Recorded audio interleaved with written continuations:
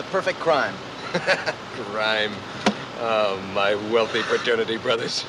$67. And a second-hand typewriter.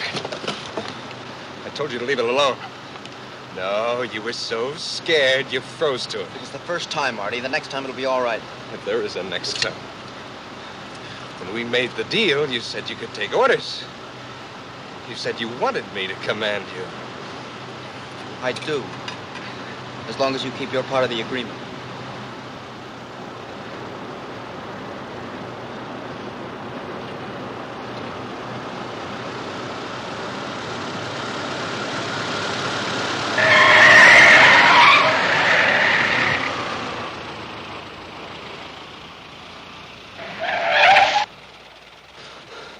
What was the big idea of that? There was a man in the road. You didn't even see him. Yes, I did. Take it easy, Artie. You'll get us stuck. Hey! All right. Come back here. You drive. Come back here. I want to talk to you. You trying to kill somebody? He's drunk. We better get out of here.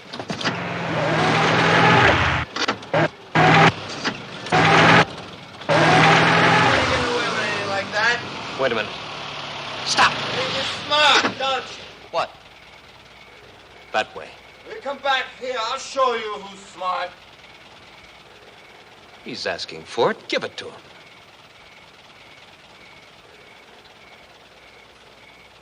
That's an order, Judd.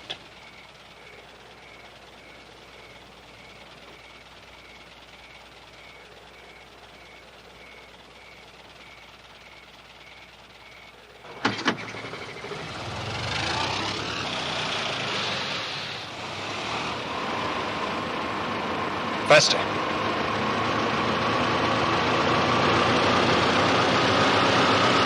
Hit him! Hit him!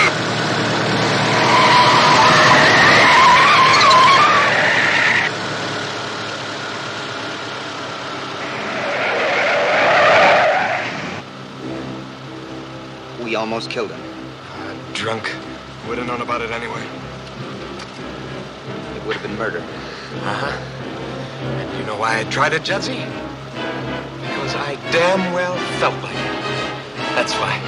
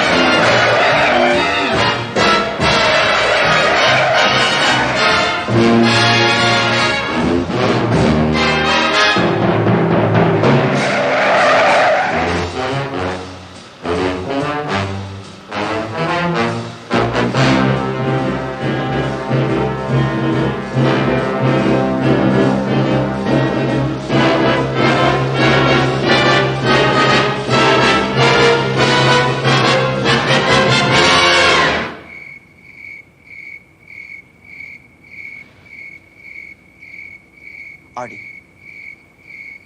Artie, we're home. Artie. Bam!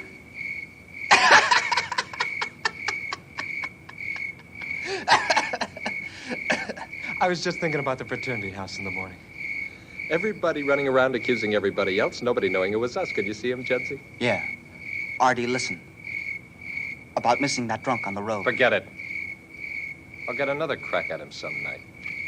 When I'm alone. Alone? Can you picture those poor saps at the You were only fraternity? fooling about there not being a next time, weren't you? Was I? Please, Artie. I'll do anything you say. Anything? I want to do something really dangerous. Something that'll have everybody talking, not just a few guys. With half the fat-headed cops in Chicago running around in circles wondering about it while we sat back and laughed at them, huh? Yes, but together, Artie. Something perfect. Something brilliant. The true test of the superior intellect with every little detail worked out. And dangerous, really dangerous. That's the only way to be any fun. Yes. You'd get panicky again.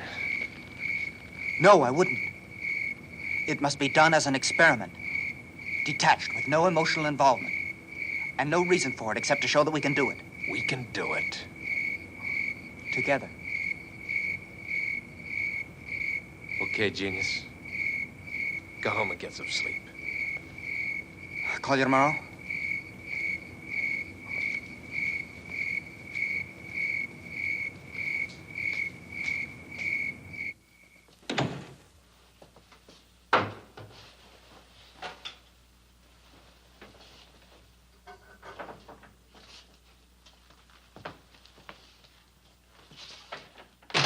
Judd?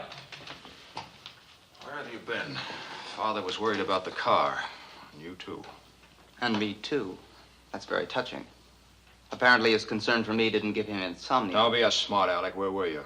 Up to some funny business with Artie again? As if I didn't know. Then why bother to ask? Wait a minute. I want to talk to you. I don't think we have anything in common, Max. And take your hand off my arm. I don't have to answer to you. Or anybody else, eh, kid? Outside of Artie and your birds, you don't give a damn about anything else in the world, do you? Does my interest in ornithology annoy you that Don't much? be a fool. I'm delighted with your success.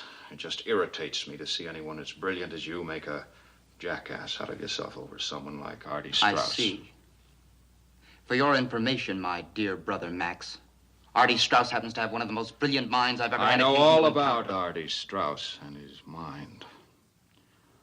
Now, I've no doubt you both have twice the brains that I have. I'd just like to see you use them for once on something besides cheating old ladies at bridge and giggling and scheming in your room all afternoon. Don't you ever go to a baseball game or chase girls or anything? When I was your age, I was always out I'm looking... sure you had some fascinating experiences, Max. But some other time. I don't expect any consideration for myself. But Artie happens to be a gentleman. Something I doubt you'd understand. Oh, I understand, all right. Would you like me to tell you something else about him? I think he's a dirty, evil-minded... You keep your filthy mouth shut! I don't have to listen to your insinuations. Shut up, you wake up the whole house. I don't All care. right, cool down. I know that Artie's your friend, but I'm older than you, and I know what kind of trouble you can get into. I'm worried about you, Judd. Will you listen to me? Judd, listen.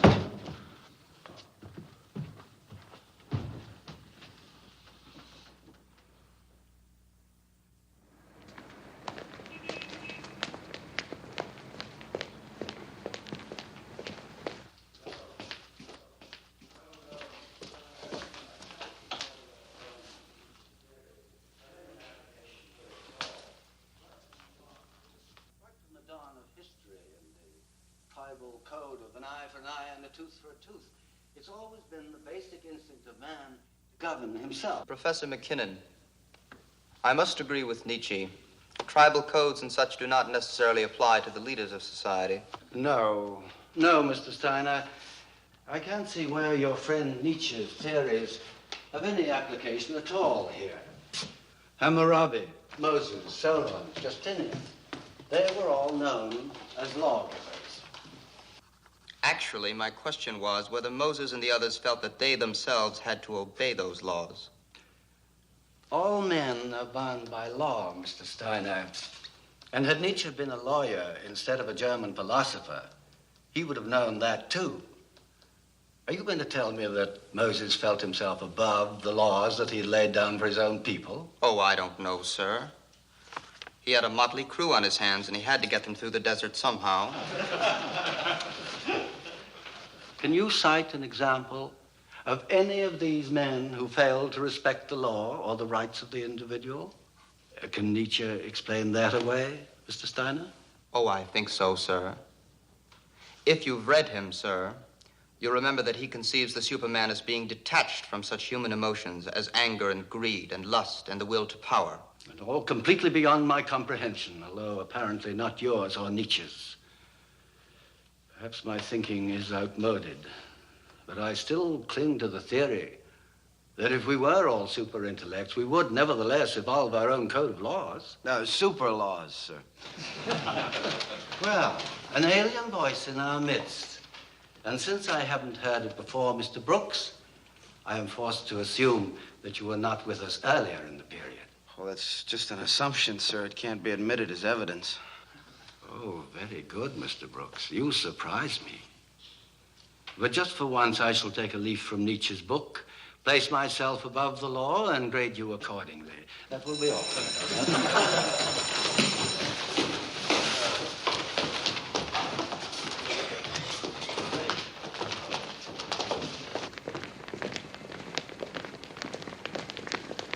Every time I stick my neck out, he chops my head off. You get away with murder. How come?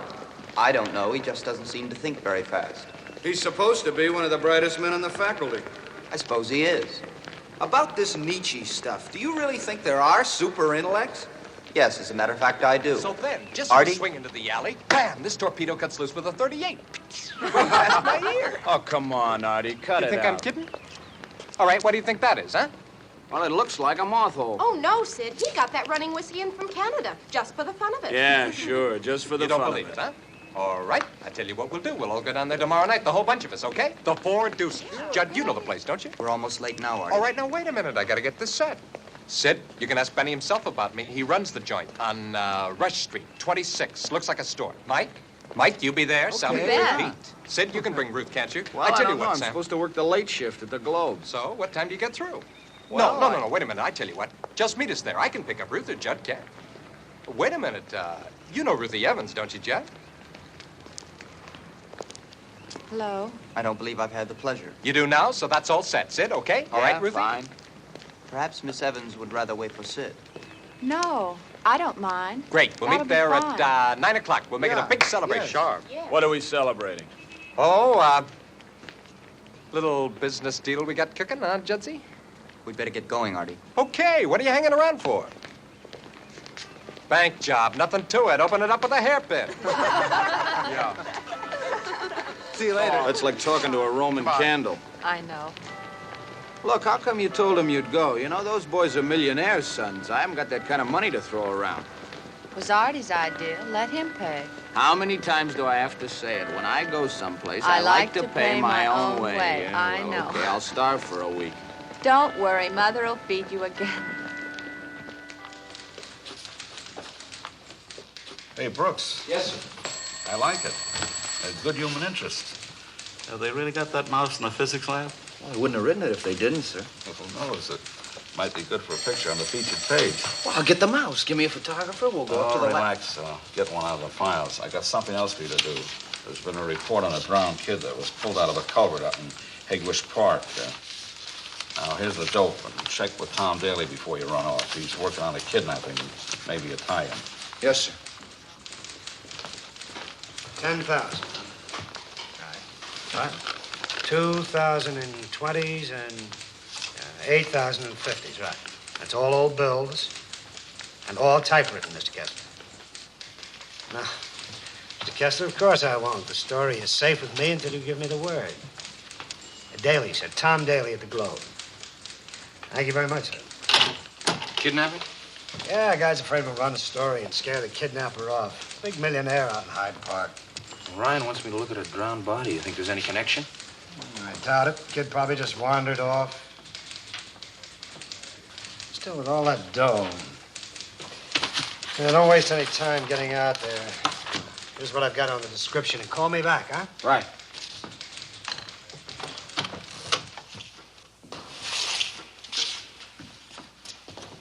They brought him in around 8 this morning. Drowned, they said. Wait till the coroner sees that report. Why do you say that? This kid wasn't drowned. All them cops wanted to do was dump him on us. Show you something.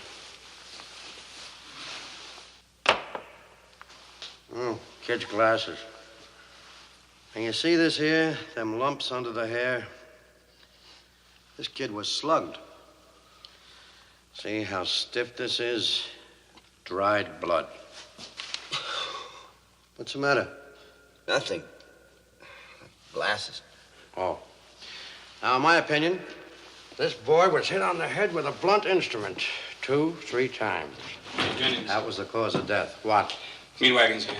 Okay, coming. Look, have you got a phone I could use? Right there. Leave a nickel on the desk.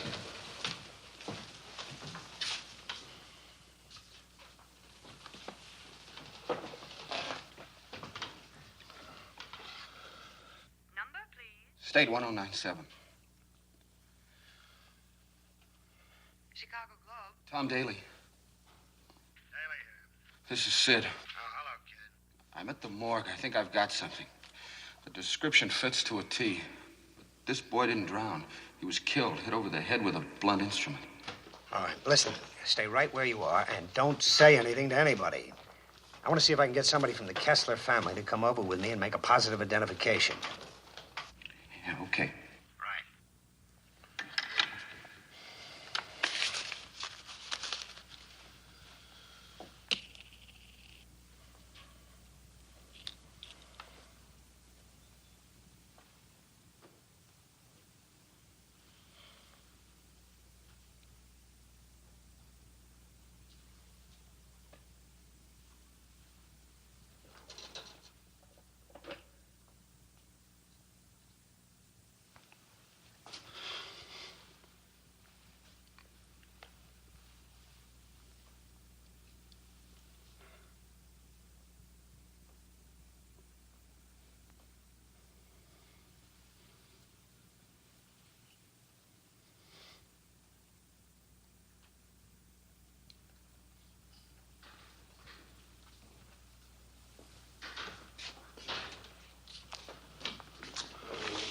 Just one more question, sir. Did Paulie wear glasses? Glasses?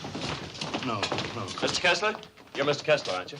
I'm Jonas Kessler, the boy's uncle. And there's no question it is your nephew, sir? No, there's no question. Just a minute, I'd ask you. I think What's that about glasses?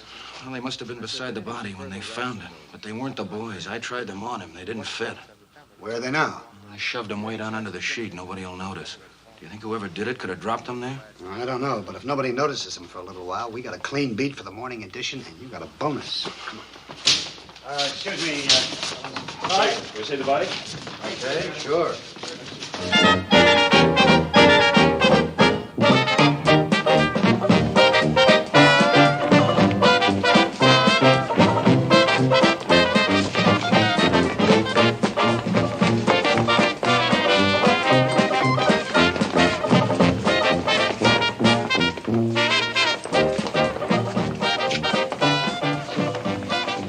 If we use Plato's system, you see, all children would be wards of the state and assured of being educated correctly. Wouldn't that be terribly sad and impersonal? Children do have feelings and emotions, don't they? Of course they do. But for whom? Why should it be their parents? They didn't choose them. I certainly didn't choose mine. It's pure biological accident. You feel that way about your own mother and father? I have very little in common with my father. Or my mother. My mother died when I was 8 years old. Oh, I'm so sorry. John, must have hey, made a great Ruth, deal. you gotta hear this. Old Sid's the biggest man in town. Hey, Sally, Sam, take a seat, will you? Hey, come on, just sit down. Hey, how are you, boy? Sit down and have a drink. We gotta celebrate. Where'd you been? What are we gonna celebrate? No. Now, to hear him tell it, it sounds like nothing. But you know about the kidnapping, the little Kessler punk? Yeah, I read about it. Yeah. Didn't you notice that every paper in town had to say it was a Globe reporter who found out the kid had been murdered? So who do you think it was? Sid! Say it out. He says the hero of the hour. Hey, give me that. Wait a minute, Sidney first. Okay, that's up for you. Just a little. Okay, everybody, come on. Just sit. Artie, will you sit down? It was just a lucky break. Boy, it sure was. You know, if he hadn't identified the body when he did, the Kesslers would have paid the ransom. How about that? Well, what about the paper? Did they give you a bonus? Yes, but not for that exactly. You mean there's more? Oh, there's more. Listen, he didn't tell it all. Oh, sure. Just tell us, huh? Well, it'll be in the early morning editions. Just another lucky break. About the glasses. Glasses? What do you mean? What kind of glasses? Eyeglasses, you know. The police thought they belonged to the boy, but they looked pretty big to me, so when nobody was around, I tried them on the body. Oh, Well, I had to. Anyway, they didn't fit, so they couldn't have been his. I didn't say anything to anybody. You mean they could have belonged to the murderer? Well, the police seem to think it's possible. It's not a very logical conclusion. Anyone could have dropped them. But anybody didn't. They must belong to the murderer. Oh, Artie. The bleeding. What set you off? I don't know. Wow. What'd they put in that drink anyway? Art. no. Just, wash it off. Gotta get some air. He really should have that looked at, Judd. Judd.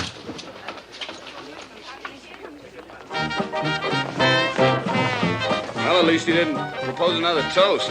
He might have hurt himself badly with that glass. Ah, for a guy who dodges 38 caliber bullets, that's nothing. We'd better get going. Yeah. What's the rush? Well, we've got an early class in the morning. You know how it is. Yeah, well, good night. Okay, so we'll see you later. Night, Good night, Ruth. Somebody Good night, sure let the Sal. air out of this balloon in a hurry.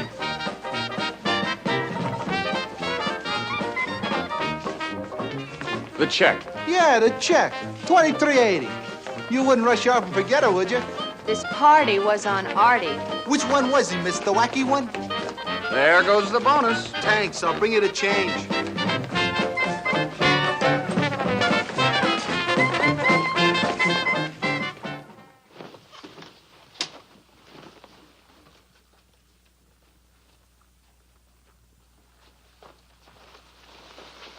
I can't find them.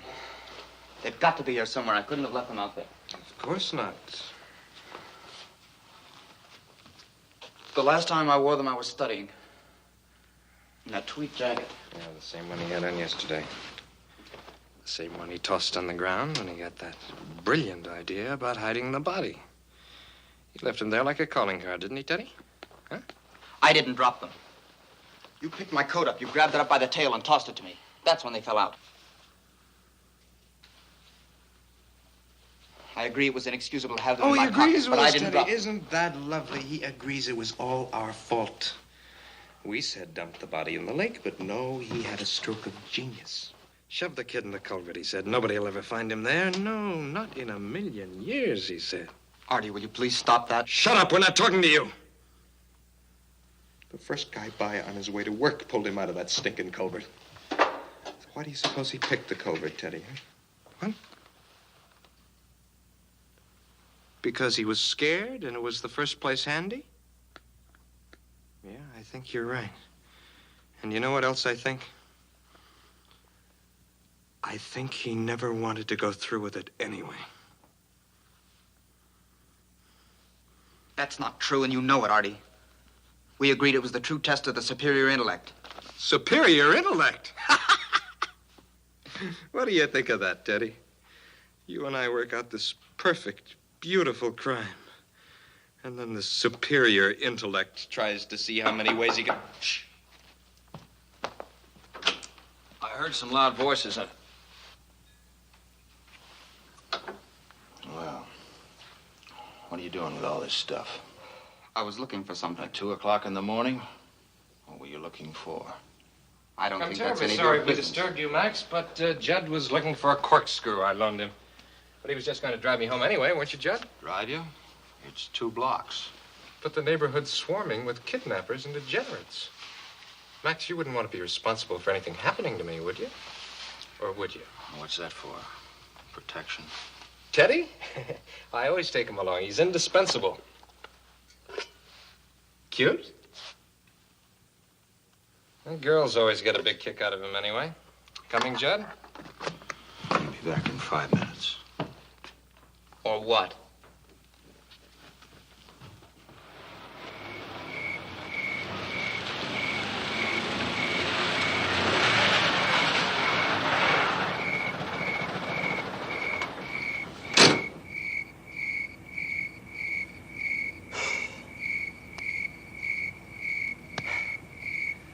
I don't know how I could have been so stupid. You were.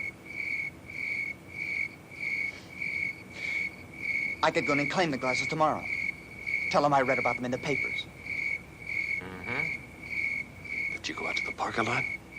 With my students, sure. I don't have to know when I dropped them. Ah, you'd butch it up. As I say, Sergeant, I take my birding classes to the park very often. And there's just a possibility that I might have Birding dropped... classes, Steiner? Hey, what are you, some kind of nut or something? I happen to be an ornithologist, Sergeant, with special permission from the Department of Parks to take my classes on field trips. Oh, I see. And, that's how you figure you lost the glasses, huh? It's possible. That, wouldn't have been, Wednesday afternoon, about Wednesday? 6 Oh, no, o'clock, would Sergeant. it?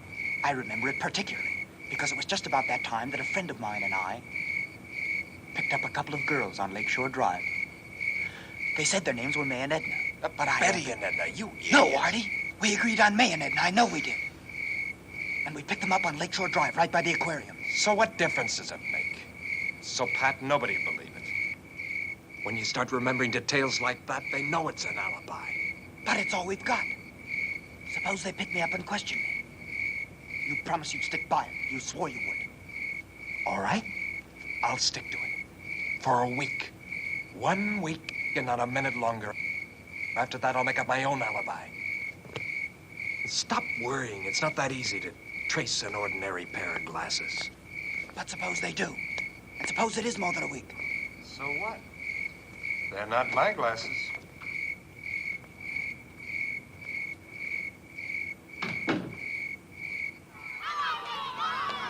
Tell us what you expect to learn by investigating the neighborhood around the school, Lieutenant? Well, I guess we'll just have to start right at the beginning and see whether anybody noticed anything at all. Have you checked Hey, with Sid. the teachers or the principal? Hi, Artie. What's going on? Well, they know the boy was in school on Wednesday. He never got home, so they think he might have been picked up along here somewhere. Nobody saw nothing unusual, Lieutenant, except one old dame. Thinks there was a big black sedan cruising around. When? When the kids got out of school. Well, what time? If you're talking about Polly Kessler, officer, that would be about 4:10. The older kids stay on the playground till 5. How do you happen to know so much about it? I went here for 6 years. That's right, Lieutenant. This is Artie Strauss. He goes to the graduate school with me. Oh, well, I'd like to talk to you for a minute, Artie. Sure, Lieutenant. Come on over here, will you? Excuse us. Well, let's get a statement. Now, just stay right where you are for a minute, will you, fellas? How long ago has it been since you went here? 4 years ago. 4? Oh, I went to college at 14, University of Michigan. Well, I don't suppose the place has changed much in 4 years. Are they pretty strict here? Do they keep a pretty close watch on the kids? Oh. Do you ever notice any strange characters hanging around, like after school, I mean? Oh, no, the teachers wouldn't allow that. Oh. And the police are very efficient out here. Well, what about the teachers? Any oddballs? Most of them, if you ask me, Lieutenant.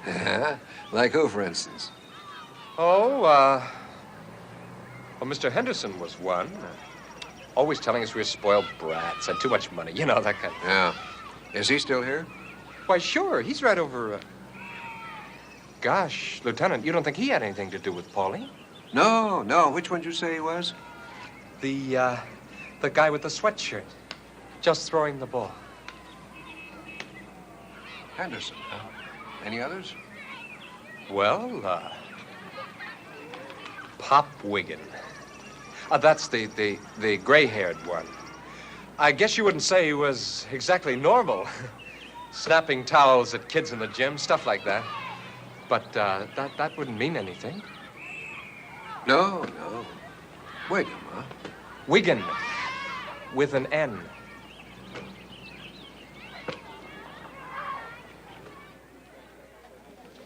It's the place where I discovered the Kirtland warbler. I was the first person to find one in 60 years. Of course, it doesn't exactly compare with Red Grange running 97 yards for a touchdown. I think it does. I think it's fascinating. I'd love to go out there sometime. You would? Yes. Really? Yes, I would. I'm going out Thursday afternoon. If you'd like to come. I know how interested you are, but an inquest is strictly official business. Look, why don't you talk to your friend, Lieutenant Johnson? Maybe he'll get you in. Great, I never thought of it. Hi, Ruthie. I'll see if I can find him. I'm busy. I guess I'd better run along. You'll never catch up with that skyrocket. It's not that. I have some studying to do. You have time. Please stay. Sure. Stick around. Sorry, I have to go. I do hope you'll be able to make it Thursday. I know I'm late. I got tied up at the Globe. Sid, you could have at least been polite to him. First Artie brushes him off, and then you treat him as if he's some piece of the furniture. Okay, honey, I'm sorry. What's this about Judd and Thursday? He wants to take me out to Hegwish Park. Well, if you're an ornithologist, I guess that's the best place to go to find various species of birds. Should be a very entertaining afternoon for you. Watching Judd and all the other strange birds. Stop it, Sid. Judd isn't as strange as you're making him out to be. And I really don't think he's that different from any other boy. Yeah, I guess he isn't.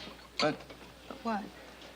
Well, you know, birds, a genius IQ, graduate school at 19. I just don't get the feeling he's going to challenge Dempsey for the title. Just because he can speak about something besides sex, you and Artie and all the rest of you seem to think he's some kind of freak. Look, honey, for all I know, he's another Casanova. I just don't think I'm going to have to worry about you in Hegwish Park.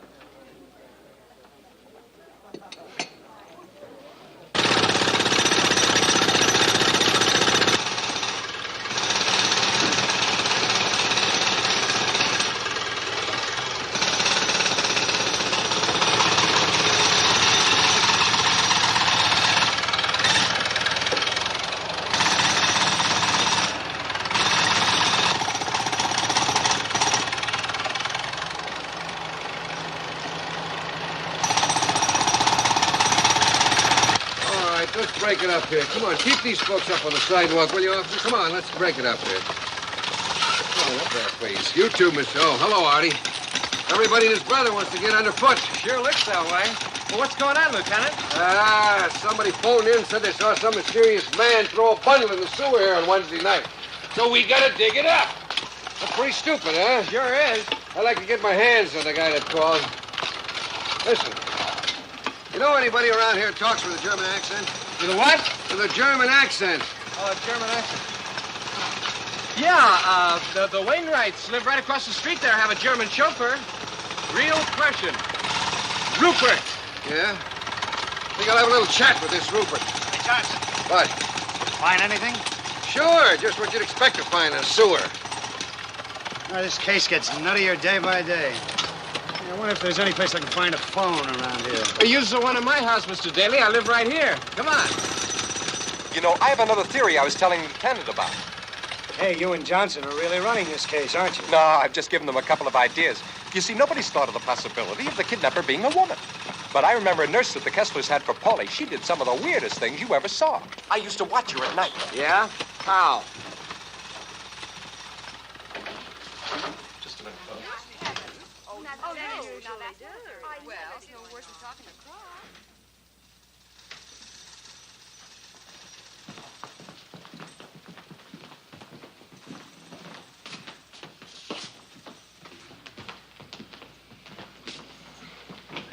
Bunch of old biddies playing cards. If they knew you were reporters, they'd be all over you. Phone's right over there, Mr. Daly. Oh, thanks. Would you like a drink? Why not? Yeah. Sid, come here.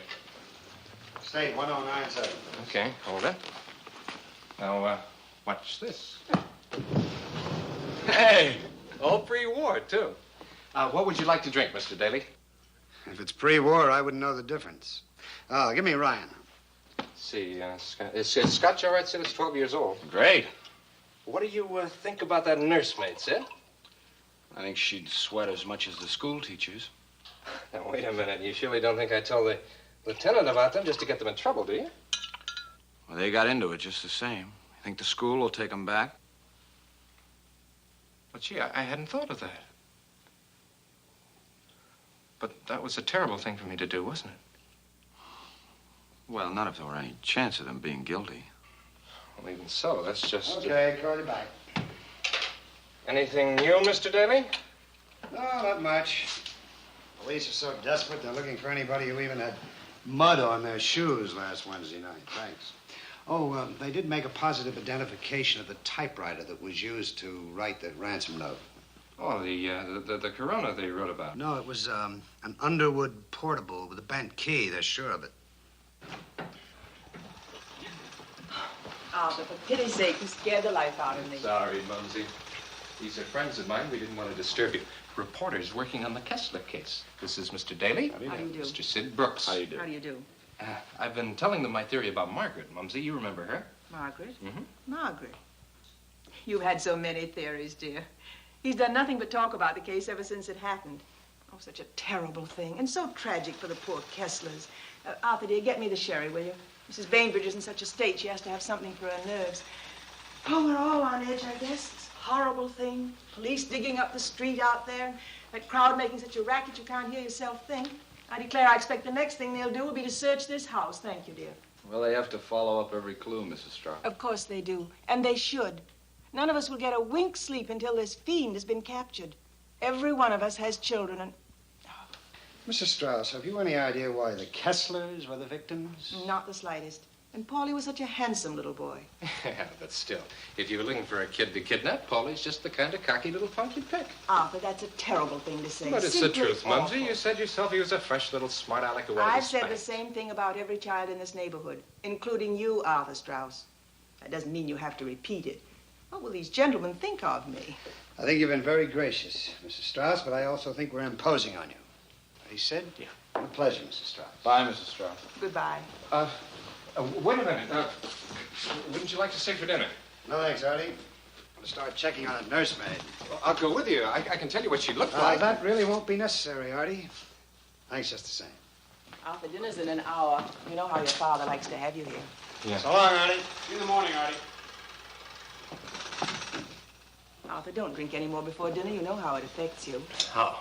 Don't pout, dear. You should go and call Judd. He's been trying to get in touch with you all afternoon. Who cares? I'll call him after dinner. Then come and see the ladies. They're dying to meet you. And they'd be fascinated to hear what you know about the case. Oh? Okay. Oh, that's my good boy.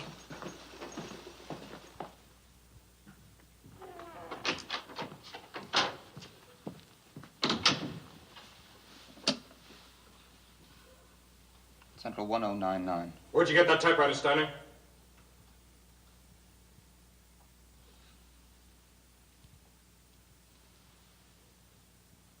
Why, I've had it for some time.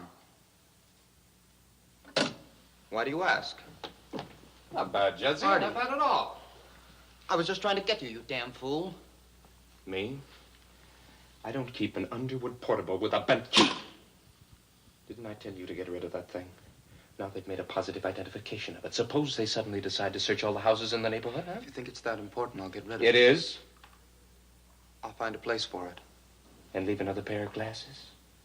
I've seen enough of your hiding places. This time I'll do it myself. Tomorrow afternoon, maybe. We could drive out by the, stock units. Not tomorrow afternoon. Oh, you got another date?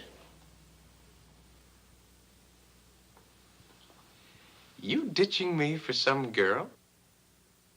I haven't been able to find you for 3 days.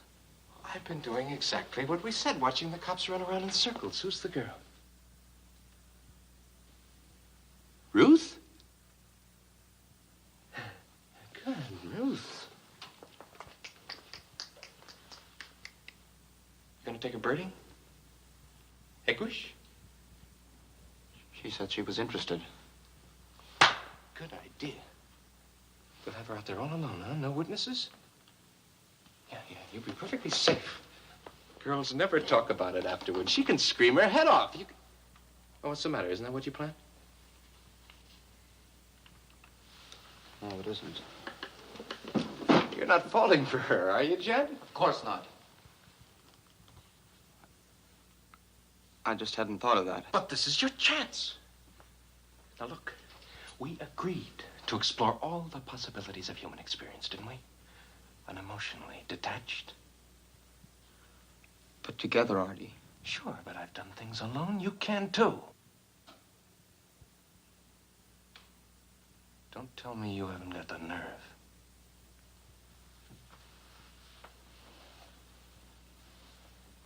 It's perfect. And the best part is that Ruth won't be suspecting a thing. What's the matter?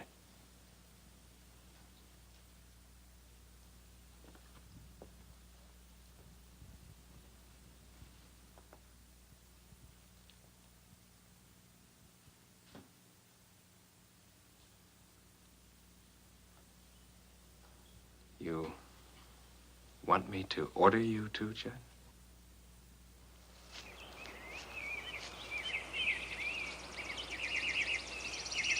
Right up in the top branch.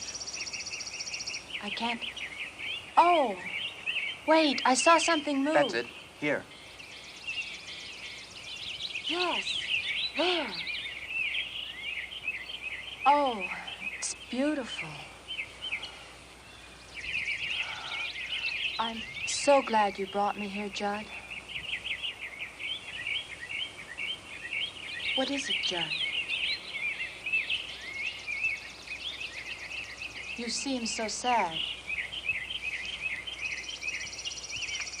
That's a sentimental term. There's no such thing as sadness. Only the reality of things happening. You don't really believe that, Judd. Over there, for instance. That's where they found the body of the Kessler boy. Is that sad? Yes, it is. Terribly sad.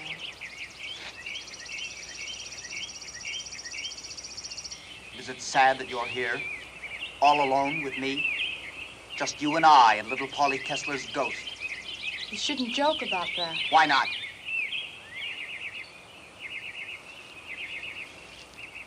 What's one like, more or less? There were 9 million people killed in the war. What does one little Chicago boy matter? Judd, you're not that cruel.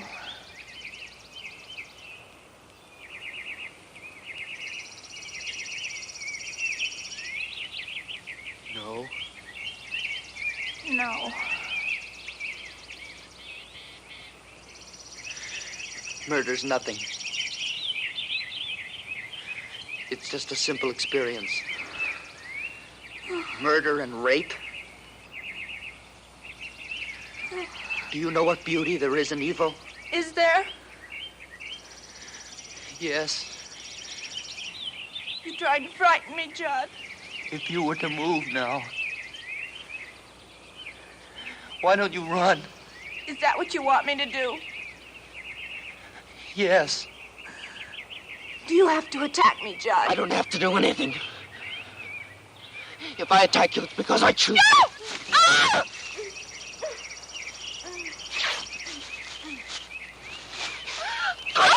Are you afraid of me? I'm afraid for you, Judd. I'm afraid for you. Oh, God. Oh, my God.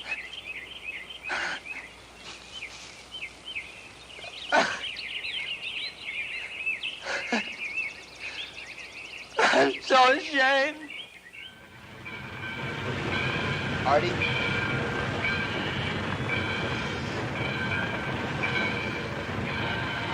What is it? A Judascope. Didn't you ever see one? No, what does it do? Watch and you'll find out.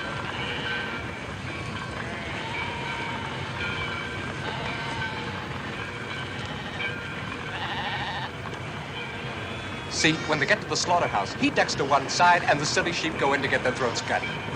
That black devil knows it. Did you get rid of the typewriter? Uh-huh. There's a pit out back where they bury all the entrails. Nobody will go near that. So, how did you make out?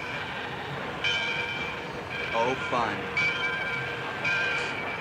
You're pretty smug about it. But if you did, how come you're not sweating? Like after Paulie. And after you found out about those stinking glasses. I just wasn't rational at the time. After thinking about it, I realized there was nothing really distinctive about them. There must be hundreds exactly like them right here. 4,200 to be exact.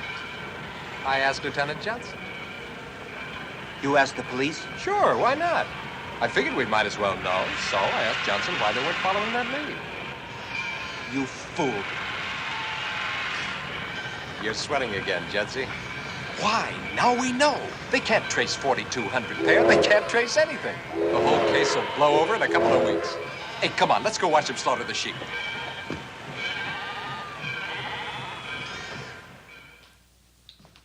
I looked all through my bedroom, gentlemen.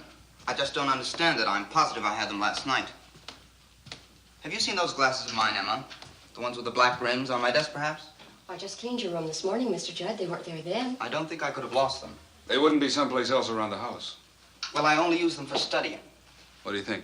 Boss is pretty definite about it. It's the state's attorney. He gave us orders. Mr. Horn, I'm a great admirer of his. I'm a law student, you know. You wanted to talk personally to anybody on the list who didn't have their glasses. I see. Then I expect you want to take me down to the Hall of Justice with you now. Not exactly. The Pennington Hotel, Mr. Horn's taking a suite there. Just to protect anyone he talks to. You know what the reporters would do with something like this? Of course. Very considerate. Shall we?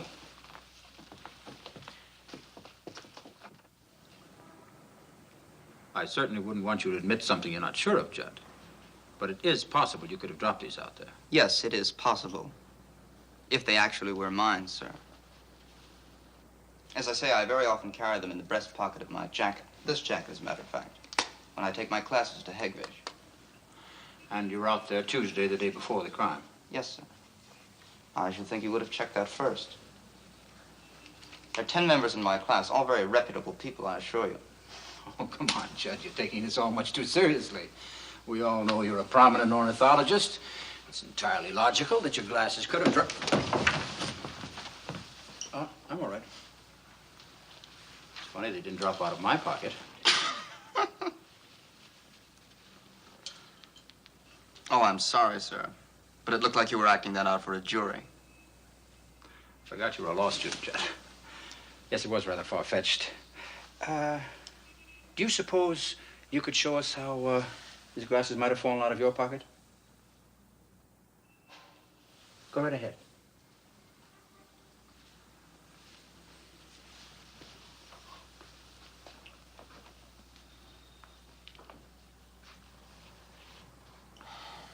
Of course, the terrain is considerably different out there. Of course. I suppose I could have tripped over a root or something. Like this.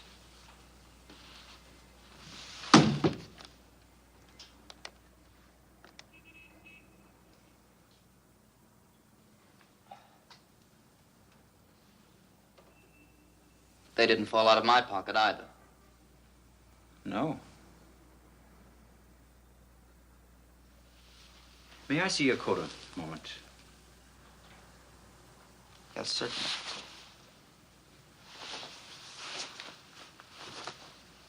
Could you have taken it off because of the heat or something you wanted to do and then picked it up later?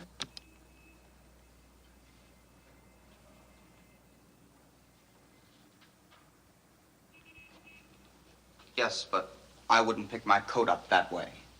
Why not? I'm very careful about my clothes. Unless you were in a hurry. Unless it was dark.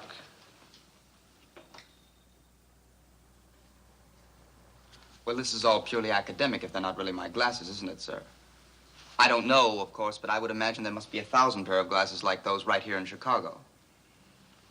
The figure is about 4,000, Judd. But these happen to be your glasses. In spite of the fact they look like thousands of others, they aren't. You see, a firm in Rochester developed this new hinge. Almer Co. is their only outlet here. They sold 3 pairs. One to an executive who's been in Europe for a month, one to a woman in River Forest, and the third to you.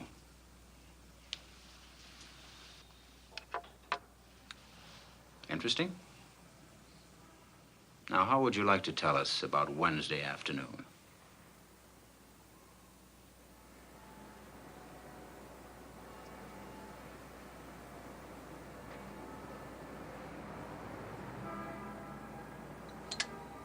Must say, you've given us a very detailed account of your activities, Judd.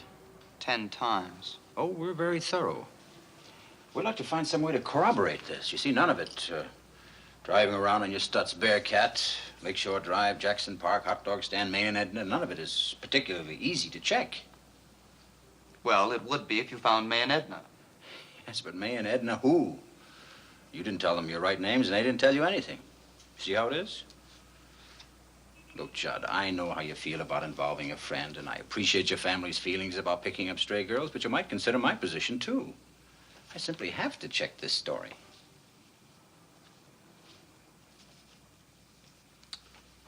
Look, Judd, I give you my word. I'll never say anything to either of your families if you tell me your friend's name. Then we can wash this all up and have you home in time for dinner.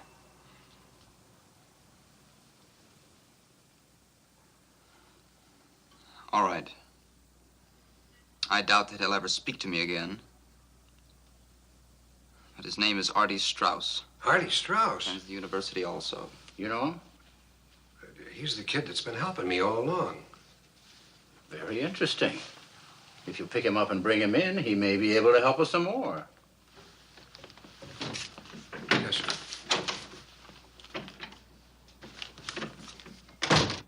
Yeah, right through there. Straight ahead. Come on. Open up. Hurry up. Come on, hurry up.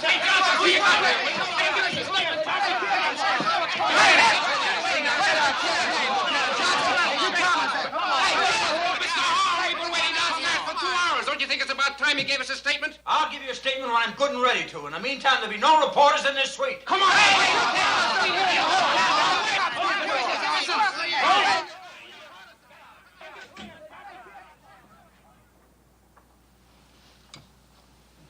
That's better. Anything I can get you, Strauss? Artie. Just make it Artie, sir. I could use a cigarette if you have one. Came away so quickly that I didn't... Have one of mine. Thank you. Oh, this is Mr. Horn, Artie, the state's attorney. Artie Strauss, sir. Nice to know you, sir. I guess you're the man I want to see. Oh? Well, you see, I don't know exactly why I'm here. But if we could make it as quick as possible. Oh, I think we can do that, Mr. Strauss. Artie, please, sir. You see, I answered the door when your men arrived, and since I didn't want to worry Mumsy, my mother, that is, I just came along. Oh, all right. Well, this won't take but a few minutes. Oh, fine. You see, dinner's at 8:30, and Dad likes me to be on time, particularly when we're having guests. Judge Conway or Conroy, I think it is tonight. Well, that'll be Judge Conway of the Superior Court. In that case, we'll make it extra brief. Won't you sit down, Artie? Well, I'd prefer to stand if you don't mind, sir. The nervous type. But please. Thank you. Well, I'll come right to the point, Artie. We're interested in a description of your movements in the afternoon and evening of Wednesday, the 17th. Last Wednesday. That's over a week ago, isn't it? Yes. Yeah, this is Thursday. Well, you see, it's pretty hard to remember that far back. That's what your friend Judd said. He did? But he managed to recall a few things. Oh, well, did he say I was with him? That's hardly the point, is it, Artie? We're interested in finding out what you recall. Of course. Stupid of me, isn't it? You see, it's just that I know we were together part of the day. When was that? Well, Wednesday's a school day, and we have 2 of the same classes. We're interested in hearing what happened after school. Yeah. Wednesday. Was that the day the old man, father had the dinner party?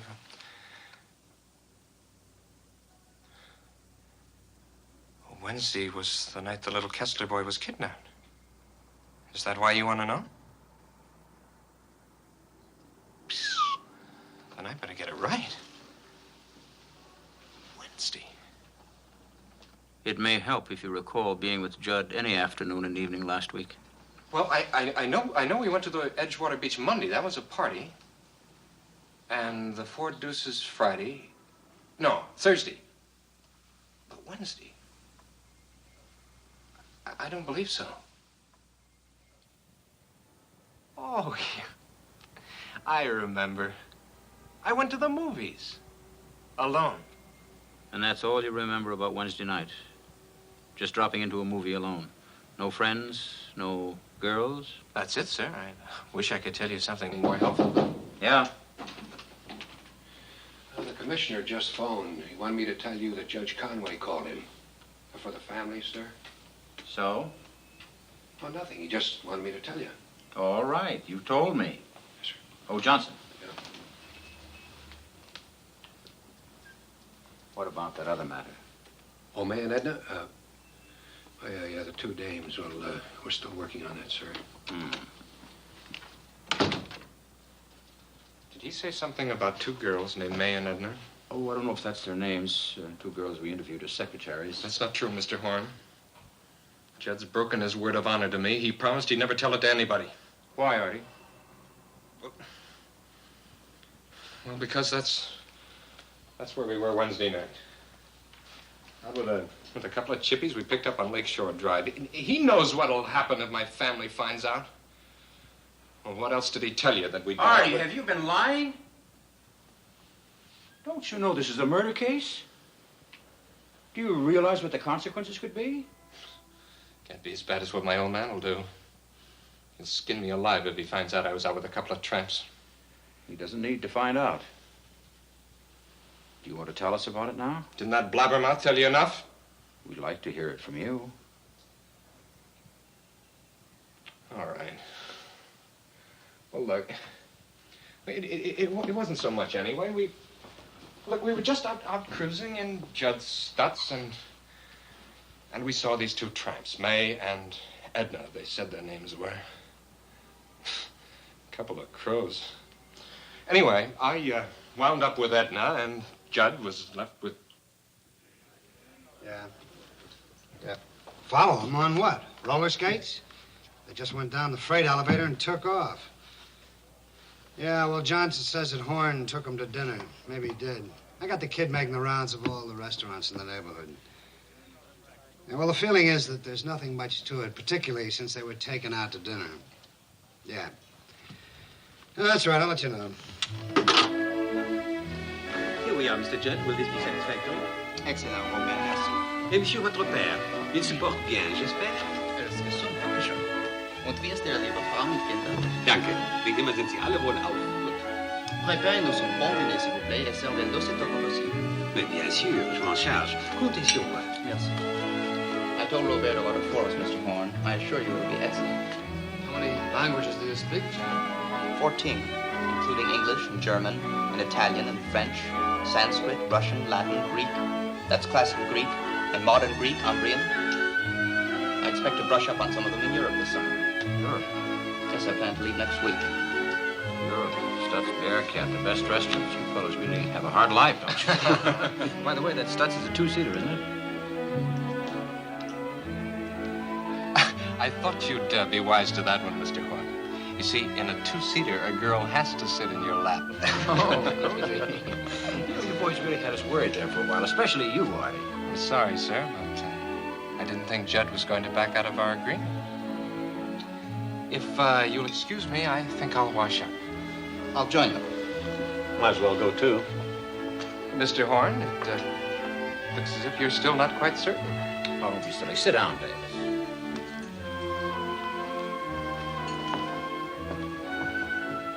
I don't think they had anything to do with it. I don't know. The stories tally, but what do you think, Buddy? These kids, a couple of powder puffs. Too afraid of their fathers to do anything. And far too intelligent. If they'd have come up with the same stories right away, I might have thought something was fishy. But anyway, how long can you hold them? As the commissioner, Judge Conway, I know. the family. I wish I was as sure as you are, but these damn glasses keep bothering me.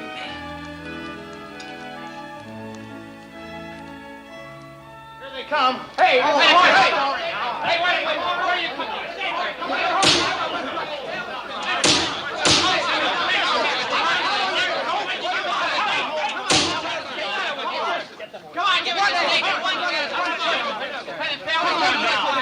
Come on, Mr. Boy. You're getting all excited over nothing. There's no story here because there have been no charges. Start chamber proceedings. I'm trying to get information on the kidnapping. And if I think I can get it from these two boys, I'll keep them as long as I like. Shut that door. Give us a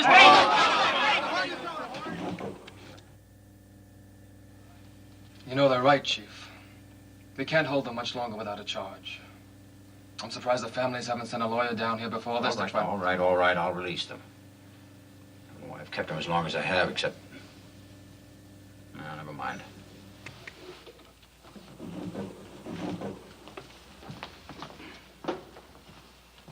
Who's this? He's the Steiner chauffeur. Albert, sir. Mr. Steiner sent me.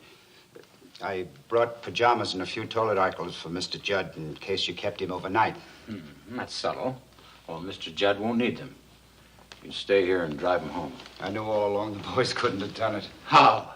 Well, I mean, they couldn't have been anywhere near Headwish Park unless they walked. Mr. Judd Stutz was in the garage all afternoon. The Stutz Bearcat? Wednesday? Yes, sir. I know, because Wednesday is my afternoon off. I stayed home to change the brake linings. You're sure it was Wednesday? Yes, sir, I'm sure. Well, of course you're sure. Thank you very much, Albert. I wish we'd known this before. Thank you.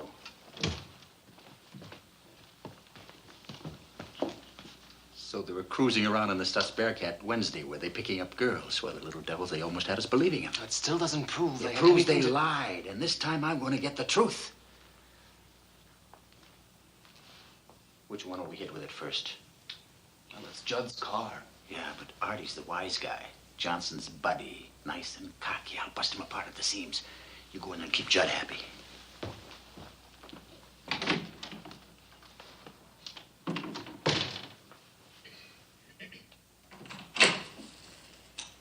Well, Artie, how do you feel after your dinner? A little sleepy. Oh, really? Well, it's the shank of the evening.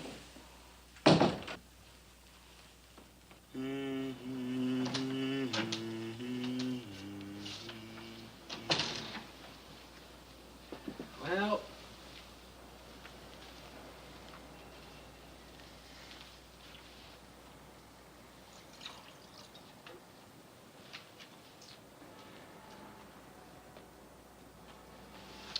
it's all over, Steiner. Your partner's confessed everything. Oh, come now, Mr. Horn. Isn't this the sort of thing they do in detective stories? You can hardly expect me to be taken in by that, even if there was something to confess.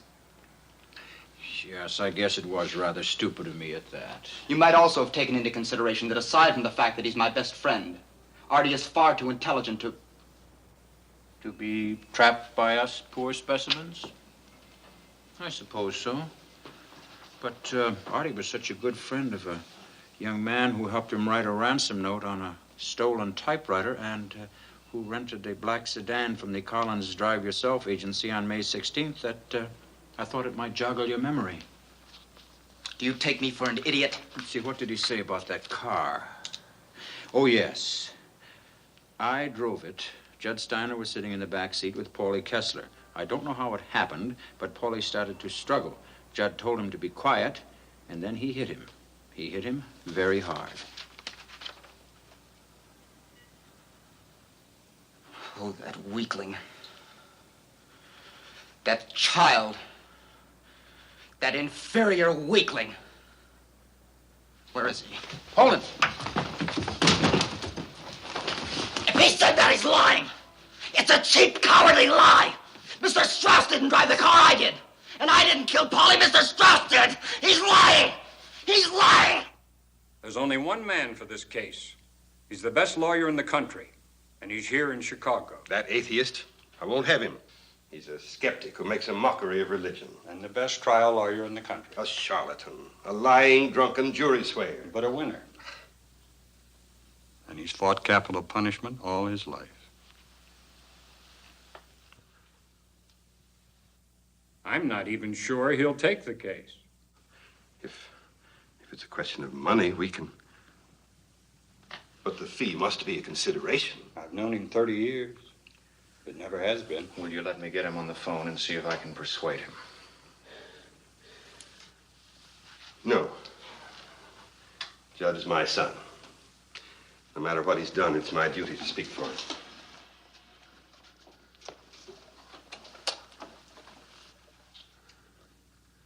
He'll give me information.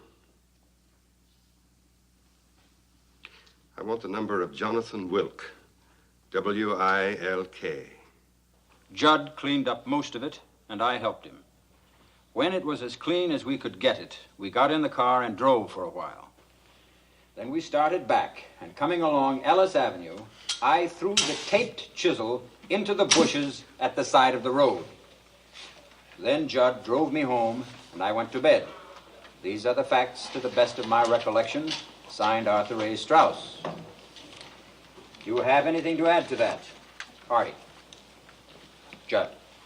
With the exception of saying that I killed Polly, Mr. Strauss has done such a brilliant job, no one could think of adding anything to it. If Mr. Steiner hadn't involved me in that asinine alibi, there wouldn't have had to be a confession. And as far as killing the kid goes, I was sitting in the back seat where... I mean the front seat. The front seat or the back? All right, I meant the boys. I haven't finished. Have you both been treated fairly by me? Yes, sir. No violence? No intimidation? No. That's all? You'll have 5 minutes to question them. All right, now, was it the front seat or was it the back seat? I know. I meant to say the front seat. That's what I meant to say. Jonathan Wilk. Well, Jonathan. Harold. I suppose I should have realized you'd appear sooner or later. Would have been sooner if I hadn't gone first to the city jail, which is where I normally expect to find my clients. I question them here in an effort to avoid publicity. Avoid publicity? Well, They had no congratulations. counsel at the time. Well, they've I got had a no- counsel now, one with a writ for immediate delivery to city jail. I was about to do that before you came in. Take him down in the freight elevator and out through the back Oh, alley. wait a minute. You've had him for 12 hours. Please spare me 12 seconds. You are Artie? Yes. Judd? Yes, sir. Your folks have retained me as counsel for the defense. I've always admired you tremendously, Mr. You Wilk. can prove it, both of you, by saying absolutely nothing to anybody until I instruct you to the contrary.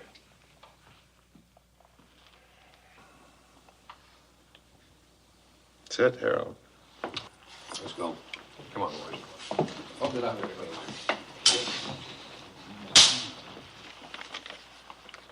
It's a little late to silence them now, isn't it?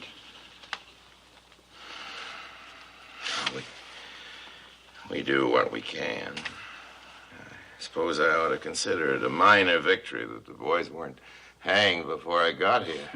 They will be soon enough. Luckily, that decision won't be up to you, Harold.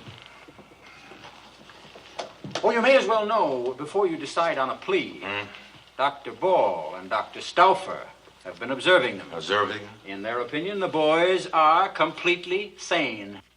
Might be more interesting to hear their conclusions. The doctors would observe each other. Mr. Wilk. What's this one? Sid.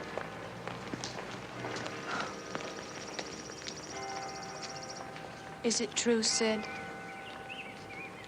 Yes, it is. Oh, I just can't believe it. Well, you can believe it, all right.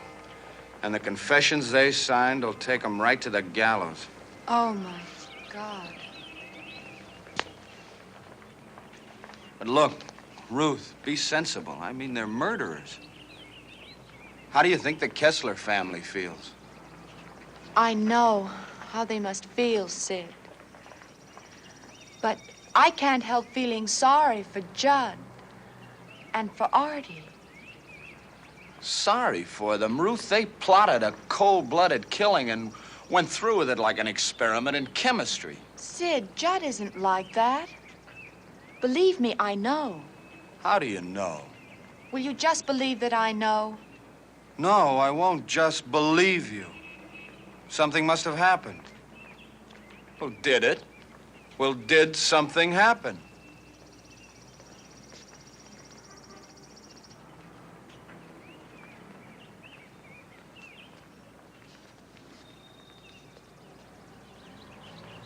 He tried to attack me.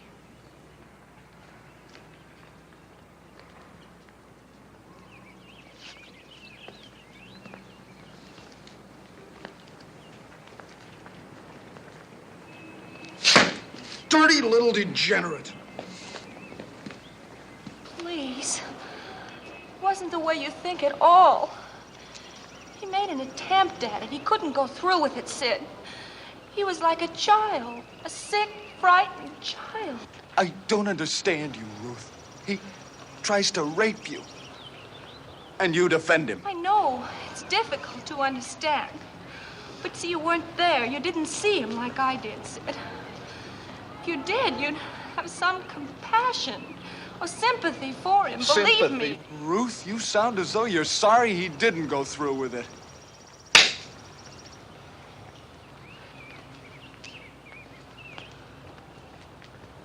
I hope they hang him. I hope he hangs till the rope rots.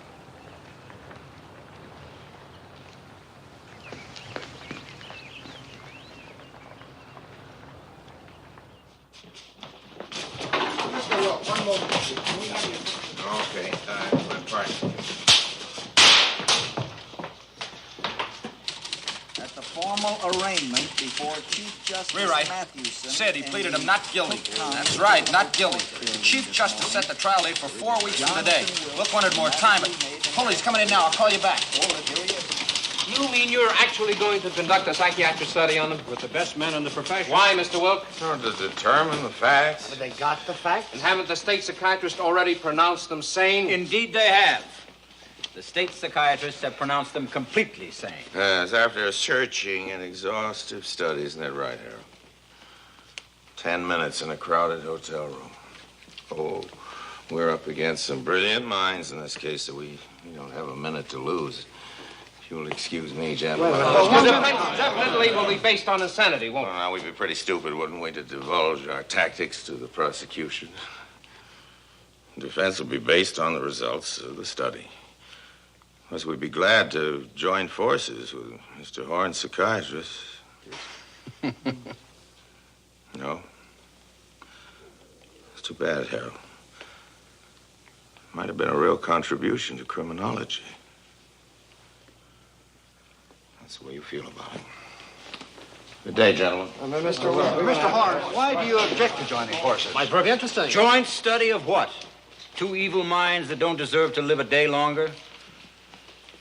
Do you really think these boys don't know the difference between right and wrong? That's the legal definition of insanity in the state, and no team of psychiatrists is going to change it.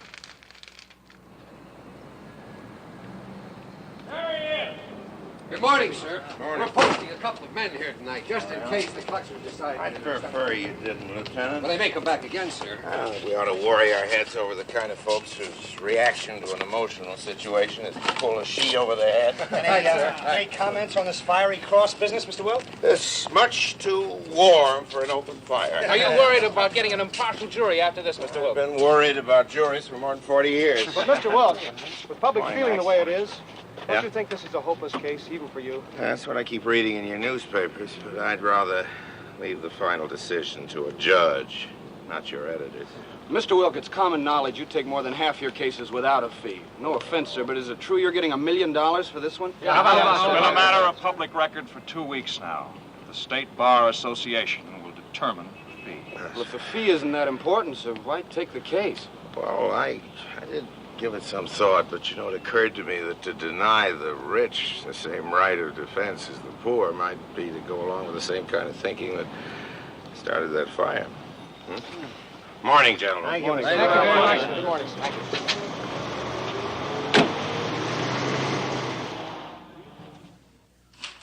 Stanford Binet scale doesn't run high enough to rate Judd's IQ. Can you imagine that?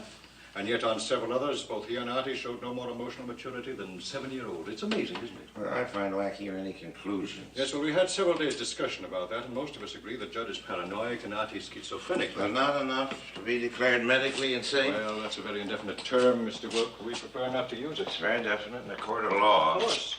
And that's why we prefer you to draw your own conclusion. Thanks, Doc. Based on your legal knowledge, of course. Of course. And I have to add that none of us is in complete agreement. Oh, well, that's going to be very helpful.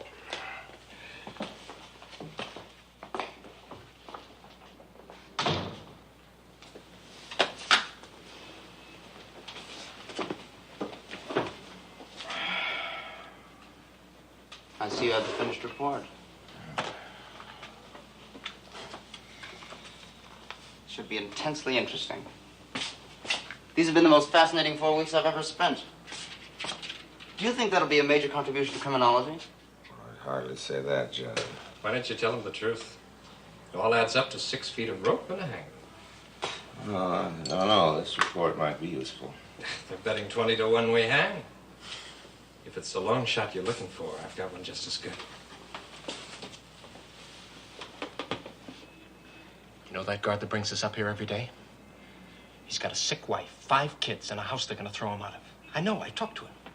For $5,000, he could be looking the other way when we come past the admitting desk. 3 steps, we're outside. There's a car waiting with a motor running. And a mad dash to the Canadian border, Artie? Okay, so we do it your way and go to trial in the morning. Oh, still one subject that concerns me. The newspapers have been playing it up. The state's attorney may try to do something with it. It's the fact that, aside from each other, you don't have any close friends.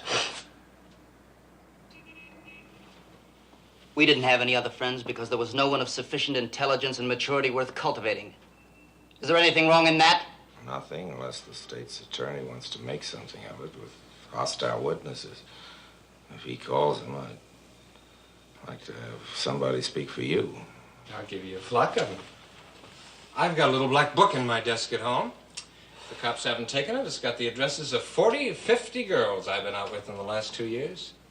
Ask any one of them what she thinks of me. No, I haven't any little black book. No girls?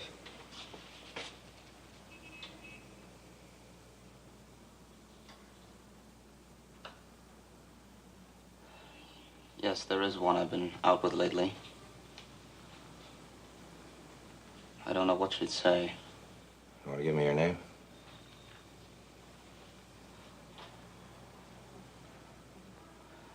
Ruth Evans. But I'd sooner you didn't call her, sir. I don't want her involved in this. I won't call her without your permission. That's it, boys.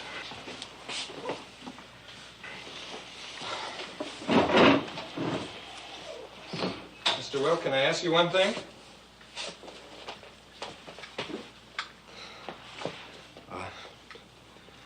Will Mumsy be... my mother be there? And Dad?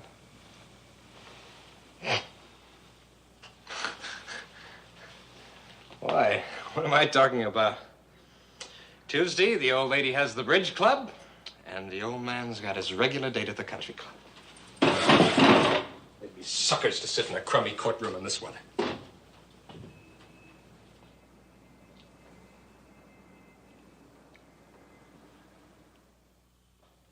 There is no other justice. There is no other verdict. There is no other penalty. Because never before in the history of this city has such a vile, cold, brutal, inexcusable, premeditated murder been committed. Gentlemen of the jury, my office, representing the outraged citizens of Cook County, dedicates itself to presenting the evidence in this case in such a manner that the perpetrators of this crime shall be convicted and hanged as swiftly as possible.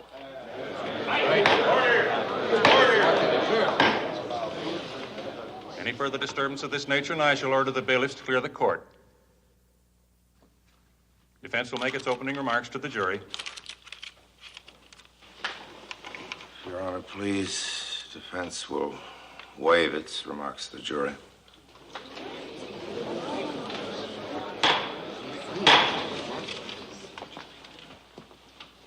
The court will approve the intent at this time to change the plea to guilty. What? We're changing the plea to guilty with mitigating circumstances. It took 6 days to impanel that jury. Don't worry, I'll have that jury back at the mitigating circumstances even sound like insanity. State's attorney will approach the bench, please.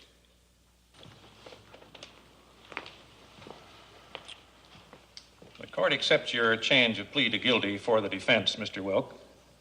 Before I dismiss the jury, may I see both of you gentlemen in chambers? Be a short recess. And unless you've completely lost your faculties, sir, I demand an explanation for this fantastic about-face. Mr. Strauss, I have never in my life seen Mr. Strauss has every right to question my judgment. I've taken a big responsibility. If I'm going to persuade anybody of the boy's emotional instability, it's going to be the judge alone. But we hired you on your reputation as a manipulator of jurors. Of course we did. That's your sitting in that courtroom today, studying that jury, we wouldn't have had a chance with him. No, Mr. Wilk. I can't understand any of this. Will what you did today help Artie? I think so, Mrs. Strauss. I hope so. I hope so. You see, here in Illinois, when you plead guilty, you don't have to have a jury. And that means that I'll be talking just to the judge. I hope he'll be more tolerant than any jury. But I think they should know that if it becomes a question of actual insanity, a jury will have to decide it. But you throw the jury out. Then the judge will have to recall a jury. But what That's else right. is a psychiatrist's testimony except insanity? Functional disorders, emotional imbalances, Tell me what. psychotic They are either impulses, which insane only- or they are not. A sane person can't commit an insane act. And after what you did today... Mr. Strauss, I'll understand if you'd rather have another lawyer. No, sir. Lawyer. Now? The best kind. Between now and 9 o'clock tomorrow morning? Ridiculous. No. We're committed to you, sir. And I think we've made a tragic mistake. I hope you're wrong. I really do, Mr. Steiner. I object. I object, Your Honor. I object. I've said it 10 times and I say it again. The moment you admit evidence on insanity, this becomes a mock trial. So far, nobody's mentioned insanity except you. Your Honor, all the defense is asking is a chance to present expert testimony on the mental condition of these two boys. As a mitigating circumstance. Well, Your Honor. It's just another word for insanity. No, it's not. And that just evidence another word has for- to be presented Your to Honor, a jury. Mr. Horn was virtually godlike omniscience, and without hearing a single word from Dr. Allwood, has already arrived at a conclusion which the testimony of the witness may not support. Your Honor, defense counsel is making a mockery of procedure. I object to his... Objection overruled. You may take the stand, Dr. Allwyn. Raise your right hand. Well, thank you, Doctor. Now, can you tell us how far this tendency of what you call schizophrenia had progressed with Artie Strauss? Not to any degree of exactitude. We do know the habit of lying, indulging in fantasies, which the boy developed in infancy, had progressed to the stage where he himself was having difficulty distinguishing between what was true and what was not true. Now, that's very Your Honor, the prosecution moves a jury be impaneled. But what? If Artie Strauss cannot distinguish between what is true and what is not Your true, Honor. he cannot distinguish between right and wrong and is Your therefore Honor, the insane. state's Isn't that what you're saying, attorney- Doctor? No, I don't believe so. Come Now, on, just a Doctor, minute. You're an expert and under oath. Is your I am diagnosis insanity or cross-examining not? this witness. Under oath, Your I Honor. cannot answer that, sir. Insanity is a legal term, not a medical one. I'm a doctor, not a lawyer. Motion denied. Your witness, Mr. Horn. Go ahead. Poppycock, Doctor. More psychiatric verbiage. Call it paranoia, call it anything you like. What it all adds up to in Judd Steiner is a feeling that nobody liked him. And they had good reason not to. Paranoia encompasses a very positive feeling of being right, and a strong neurotic suspicion of being persecuted because of those feelings. Oh, it does, eh? Well, let me tell you something. For the past 10 days, in cross-examining you and your colleagues, I've had exactly those feelings. I know I'm right, and I have a distinct feeling of being persecuted by the defense. Do you think I should be committed? Your Honor, I submit that if the subject to be debated here is Mr. Horn's sanity, for once I agree with him, only a jury could determine that.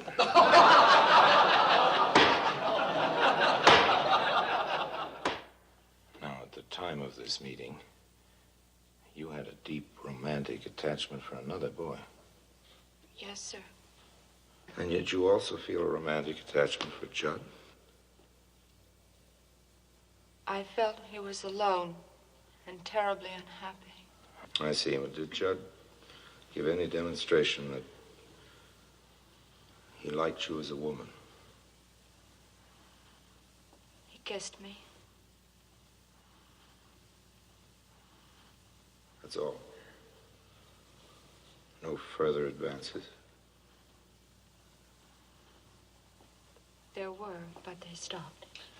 Would you keep your voice up, Miss Evans? I couldn't hear you. But they stopped. I'm sorry, Miss Evans, but were they of such a nature as to make you determined never to see him again? No. They were not. You would have seen him again. Yes. Within a few hours after this, Judd was arrested. How did your feelings toward him change then? Of course. I realized that the unhappiness I sensed in him had caused him to commit a violent and insane crime. And with this knowledge, would you still see him again? Yes. I felt sorry for him then, and I feel sorry for him now.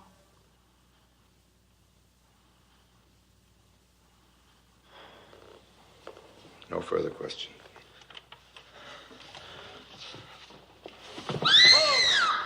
Stand back.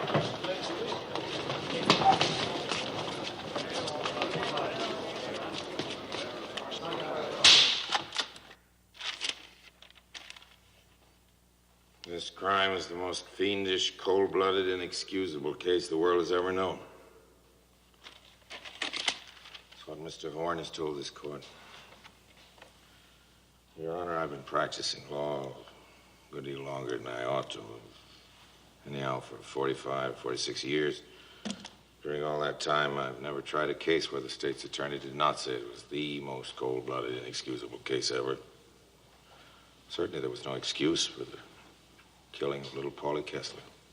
There was also no reason for it. It wasn't for spite or for hate or for money. The great misfortune of this case is money.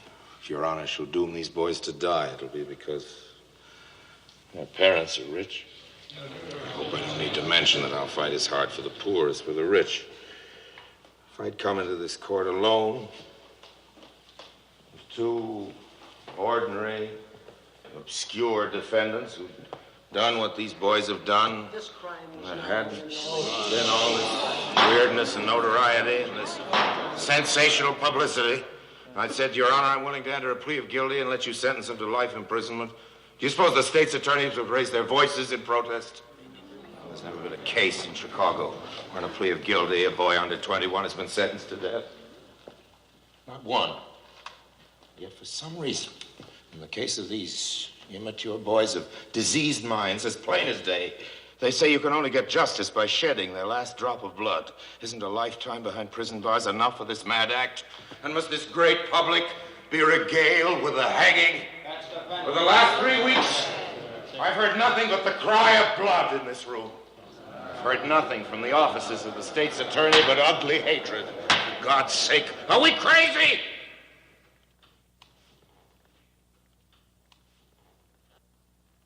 If you hang these boys, It will mean that in this land of ours, a court of law could not help but bow down to public opinion. And as cruel a speech as he knew how to make, the state's attorney has told this court that we're pleading guilty because we're afraid to do anything else. Your Honor, that's true. So, of course, I'm afraid to submit this case to a jury where the responsibility must be divided by 12. No, Your Honor. If these boys must hang, you must do it. It must be your own deliberate, cool, premeditated act. The state's attorney has laughed at me for talking about children's fantasies, but what does he know about childhood? What do I know? Is there any one of us who hasn't been guilty of some kind of delinquency in his youth? How many men are there here today, lawyers and congressmen, judges, and even state's attorneys, who haven't been guilty of some kind of wild act in youth? And if the consequences didn't amount to much and we didn't get caught, that was our good luck. But this was something different. This was the mad act of 2 sick children who belong in a psychopathic hospital. Do I need to argue it? Is there any man with a decent regard for human life and the slightest bit of heart who doesn't understand it? We're told it was a cold-blooded killing because they planned and schemed. Yes, but here are officers of the state who for months have planned and schemed and contrived to take these boys' lives. Talk about scheming. Your Honor, I've become obsessed with this deep feeling of hate and anger. I've been fighting it, battling with it till it's fairly driven me mad. What about this matter of crime and punishment anyway? Through the centuries, our laws have been modified. Till now, men look back with horror at the hangings and killings of the past. It's been proven that as the penalties are less barbarous, the crimes are less frequent. Do I need to argue with Your Honor that cruelty only breeds cruelty? That every religious leader who's held up as an example has taught us that if there's any way to kill evil, it's not by killing men. And if there's any way of destroying hatred and all that goes with it, it's not through evil and hatred and cruelty. It's through charity, love, understanding. This is a Christian community, so-called. Is there any doubt that these boys would be safe in the hands of the founder of the Christian religion? I think anyone who knows me knows how sorry I am for little Paulie Kessler. And knows that I'm not saying it simply to talk. Artie and Judd enticed him into a car, and when he struggled, they hit him over the head and killed him. They did that. They poured acid on him to destroy his identity and put the naked body in a ditch. And if killing these boys would bring him back to life, I'd say, let them go. And I think their parents would say so, too. Neither they nor I would want them released. They must be isolated from society. I'm asking this court to shut them into a prison for life. Any cry for more goes back to the hyena. It roots back to the beasts of the jungle. It's no part of man. This court is told to give them the same mercy that they gave their victim. Your Honor, if our state is not kinder, more human, more considerate, more intelligent than the mad act of these 2 sick boys, then I'm sorry that I've lived so long. I know that any mother might be the mother of little Paulie Kessler who left home and went to school, never came back. I know that any mother might be the mother of Heidi Strauss, Judd Steiner. Maybe that in some ways these parents are more responsible than their children. I guess the truth is that all parents can be criticized. And these might have done better if they hadn't had so much money. I do not know. The state's attorney has pictured the putting of the poor little dead body in the ditch. But, Your Honor, I can only think now of taking these two boys, 18 and 19, penning them in a cell, checking off the days and hours and minutes until they're wakened in the gray of the morning and led to the scaffold. Their feet tied, black caps drawn over their heads, stood on a trap, the hangman pressing the spring. I can see them fall through space. I can see them stop by the rope around their necks. It would be done, of course, in the name of justice.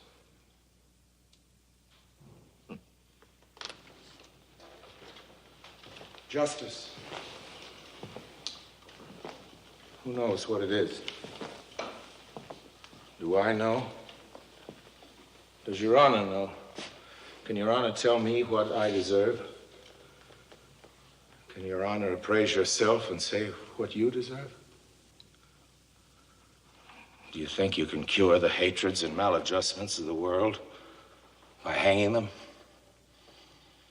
Mr. Horn says that if we hang Hardy and Judd, there'll be no more killing.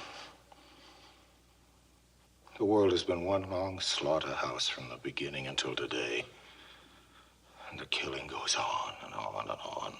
Why not read something? Why not think instead of blindly shouting for death? Kill them. Because everybody's talking about the case. Because their parents have money. Kill them. Will that stop other sick boys from killing?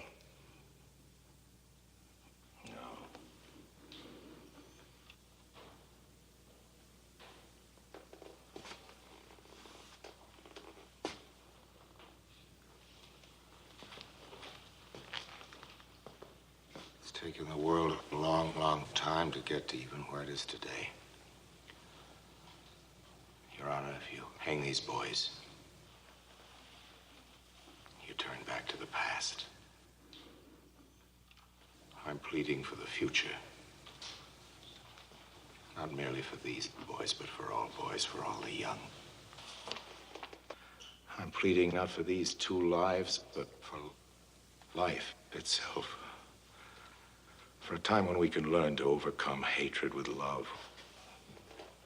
When we can learn that all life is worth saving. And that mercy is the highest attribute of men. Yes, I'm pleading for the future. In this court of law, I'm pleading for love.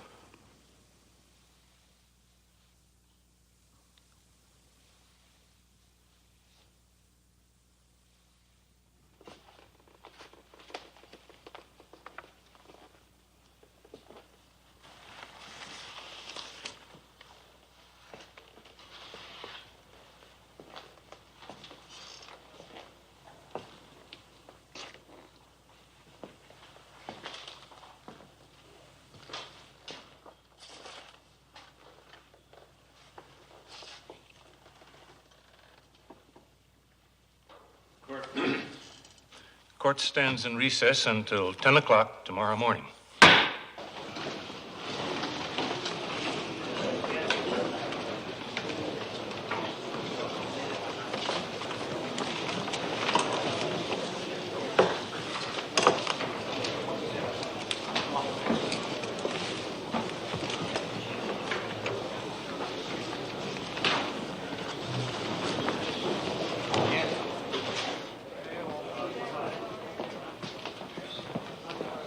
Ruth.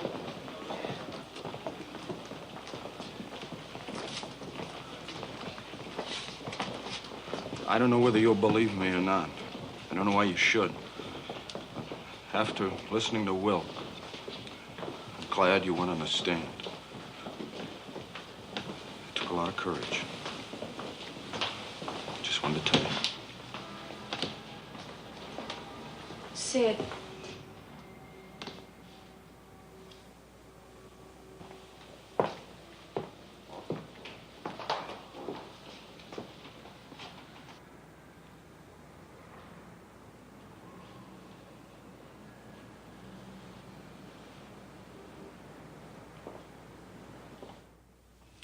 For the crime of murder, to be confined in the penitentiary at Joliet for the term of your natural life. For the crime of kidnapping for ransom, to be confined in the penitentiary at Joliet for 99 years. The sentence is to run consecutively. Court is adjourned. So we sweat through 3 months of misery just to hear that.